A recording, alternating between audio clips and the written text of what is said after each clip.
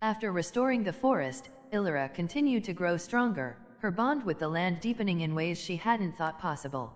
The fox, her ever-watchful mentor, revealed that her magic extended beyond the confines of the woods. It could reach out across rivers, travel with the winds, and even touch the stars themselves.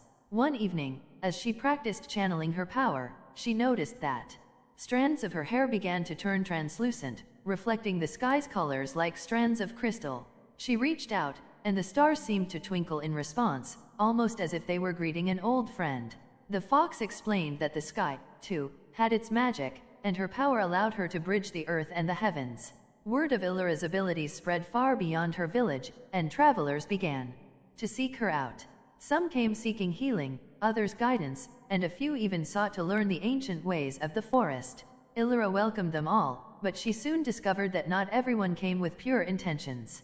A group of cloaked strangers arrived one night, their leader a man with eyes like polished obsidian and a voice as smooth as silk. He introduced himself as Lord Arkan, a nobleman from a distant kingdom who had heard of Illyra's powers. He claimed to be a collector of rare and magical artifacts, offering her wealth and protection if she would allow him to study her magic, just for a time. Illyra's hair glowed a pale blue as she listened, a sign of her wariness. There was something about Lord Arkan that unsettled her. He spoke too smoothly, his smile seemed too rehearsed, and the dark glint in his eyes reminded her of the sorceress she had once faced. "I do not seek riches," she replied, "nor do I wish to part with my magic. It is not an artifact to be studied, but a gift to be shared with those who need it." Lord Arkan's smile faded, and a chill seemed to settle over the forest. "You are young," he said, "and you do not yet understand the world's harshness. Power left unguarded is power lost.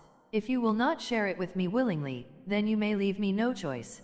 Before Illyra could react, Lord Arkan snapped his fingers, and the air around her shimmered as shadowy figures emerged from the darkness. They were mages, each holding orbs filled with swirling black mist, designed to bind and drain magic. The fox lunged at one of the mages, biting at their heels and disrupting their concentration, while Illyra felt her hair flare with a fierce, protective light. She raised her hand, and the light from her hair shot forward, creating a shield of shimmering silver. The mage's dark magic crackled and hissed against it, unable to break through. Illyra knew she couldn't simply defend. She had to find a way to dispel their magic altogether. Summoning the power of the stars, she whispered an ancient incantation. Her hair's glow intensified, shifting to a bright, blinding white that illuminated the forest for miles. The light expanded outward, and as it touched the dark orbs held by the mages, the mist within them dissolved, replaced by wisps of starlight. The mages fell back, their power shattered. Lord Arkan, however, was not so easily deterred. His form seemed to grow taller, his eyes glowing like burning coals. "You are more formidable than I thought," he said, his voice deepening to a guttural snarl. "But you are still just a child playing with forces you do not comprehend." He stretched out his hand, and a dark wind swept through the forest, carrying whispers of forgotten nightmares. Illyra's hair danced wildly in the wind, and she felt a pull within her, as if the darkness was trying to draw out the magic hidden deep inside. For a moment, she faltered, her light dimming. But then, she heard the fox's voice in her mind. "Remember who you are, Illyra. Your magic is not just a force, it is life, love, and light." Steeling herself, Illyra reached deep into the heart of her power, pulling forth not only the magic of the forest but the magic of the sky. Her hair flared again, transforming into a cascade of silvery stardust. The light swept across the darkness, unraveling it thread by thread until there was nothing left of Lord Arkan but a faint echo on the wind. With the threat gone, the forest seemed to exhale in relief. The fox padded over to Illyra, its eyes shining with pride.